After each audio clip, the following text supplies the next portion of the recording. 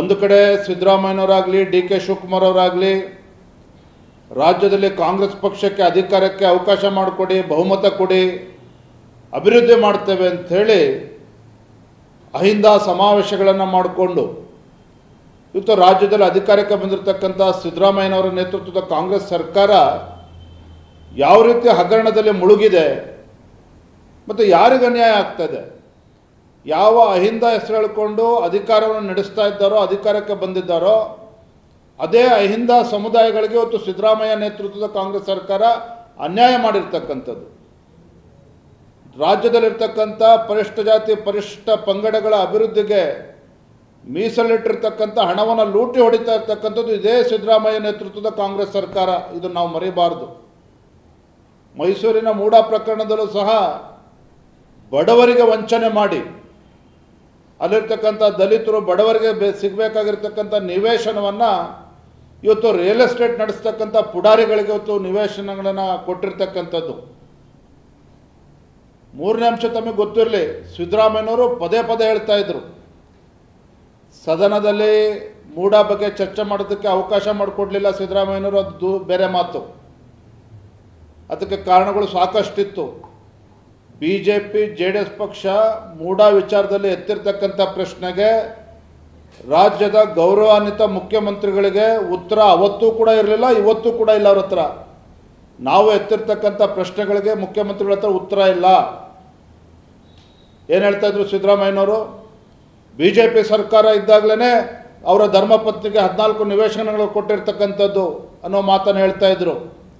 ಇವತ್ತು ಮತ್ತೊಮ್ಮೆ ಪುನರುಚ್ಚಾರ ಮಾಡ್ತೇನೆ, ಮಾನ್ಯ ಮುಖ್ಯಮಂತ್ರಿಗಳು ಸಿದ್ದರಾಮಯ್ಯನವರೇ, ತಮ್ಮ ಧರ್ಮಪತ್ನಿಗೆ 14 ನಿವೇಶನಗಳು BJP ಸರ್ಕಾರ ಇದ್ದಂಥ ಅವಧಿಯಲ್ಲಿ ಕೊಟ್ಟಿರ್ತಕ್ಕಂಥದ್ದು ಅನ್ನುವ ವಿಚಾರವನ್ನು ತಾವೇನು ಹೇಳ್ತಾ ಇದ್ದೀರಿ.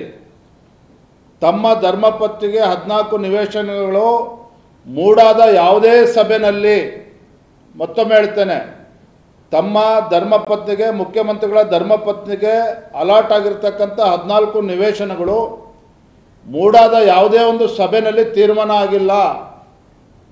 ಮೂಡಾದ ಯಾವುದೇ ಸಭೆಯಲ್ಲಿ ಮೀಟಿಂಗಲ್ಲಿ ಪ್ರೊಸೀಡಿಂಗ್ಸ್ ಆಗಿಲ್ಲ.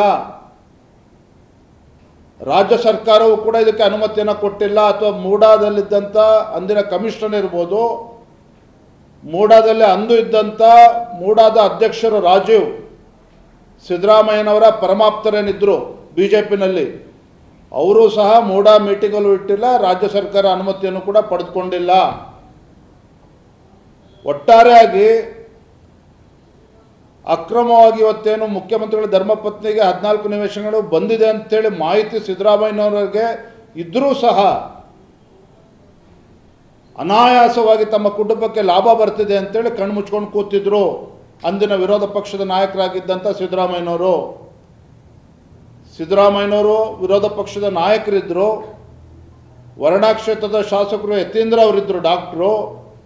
ಇಷ್ಟೆಲ್ಲ ಇದ್ದರೂ ಸಹ 14 ನಿವೇಶನಗಳು ಮೂಡಾ ಮೀಟಿಂಗಲ್ಲಿ ಆಗಿದೆಯಾ, ಕಾನೂನಿನ ಪ್ರಕಾರ ತಮ್ಮ ಧರ್ಮಪತ್ನಿಗೆ ಅಲಾಟ್ ಆಗಿದೆಯಾ, ಅಥವಾ ತಮ್ಮ ಧರ್ಮಪತ್ನಿಗೆ ಬಂದಿರತಕ್ಕಂಥ ಆ ಜಮೀನು 3 ಎಕರೆ 16 ಗುಂಟೆ ಅವರ ಬಾಮೈದೆಯಿಂದ ಬಂದಿರತಕ್ಕಂಥ ಜಮೀನು, ಆ ದೇವರಾಜ್ ಅವರು ಸಹ ಅದನ್ನು ಕಾನೂನಾತ್ಮಕವಾಗಿ ಖರೀದಿ ಮಾಡಿದ್ರಾ, ಅಥವಾ ದೇವರಾಜಿಂದ ಏನು ಖರೀದಿ ಮಾಡಿದ್ರು ಇವರು ಸಿದ್ದರಾಮಯ್ಯನವರ ಬಾಮೈದ, ದೇವರಾಜು ನಿಜವಾಗ್ಲೂ ಕೂಡ ಜಮೀನಿನ ಹಕ್ಕುದಾರರು ಆಗಿದ್ರ?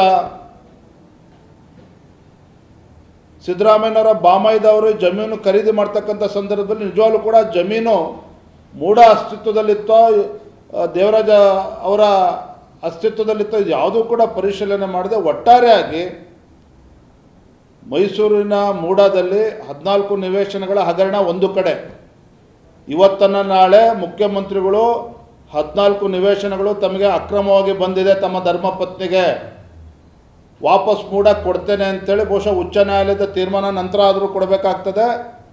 ತಾವು ತಪ್ಪು ಮಾಡಿದ್ದೇವೆ ಅಂತೇಳಿ ಸಾಬೀತಾದ್ಮೇಲೆ ಆದರೂ ಕೊಡಲೇಬೇಕಾಗ್ತದೆ. ಇವತ್ತನ್ನು ನಾಳೆ ಆ 14 ನಿವೇಶನಗಳು ಮೂಡಾ ಪಾಲಾಗ್ತದೆ, ಅದು ಬಡವರ ಪಾಲಾಗ್ತದೆ. ಇದ್ರ ಯಾವುದ್ರ ಬಗ್ಗೆ ಸಂಶಯ ಬೇಡ. ಕನ್ನಡಿಗರ ಮೆಚ್ಚಿನ ನಿಮ್ಮ ನ್ಯೂಸ್ 18 ಕನ್ನಡ ಈಗ ವಾಟ್ಸ್ಆಪ್ನಲ್ಲಿಯೂ ಲಭ್ಯ. ಕರ್ನಾಟಕ ಮತ್ತು ದೇಶ ವಿದೇಶದ 360 ಡಿಗ್ರಿ ಸುದ್ದಿ ವಿವರವನ್ನ ನೀವು ನಿಮ್ಮ ಕೈ ಬೆರಳುಗಳಲ್ಲಿಯೇ ಪಡೆಯೋದಿಕ್ಕೆ ಈ QR ಕೋಡ್ ಅನ್ನು ಸ್ಕ್ಯಾನ್ ಮಾಡಿ. ನಮ್ಮ ಚಾನೆಲ್ ಅನ್ನ ಫಾಲೋ ಮಾಡಿ, ನೋಟಿಫಿಕೇಶನ್ ಆನ್ ಮಾಡಿ.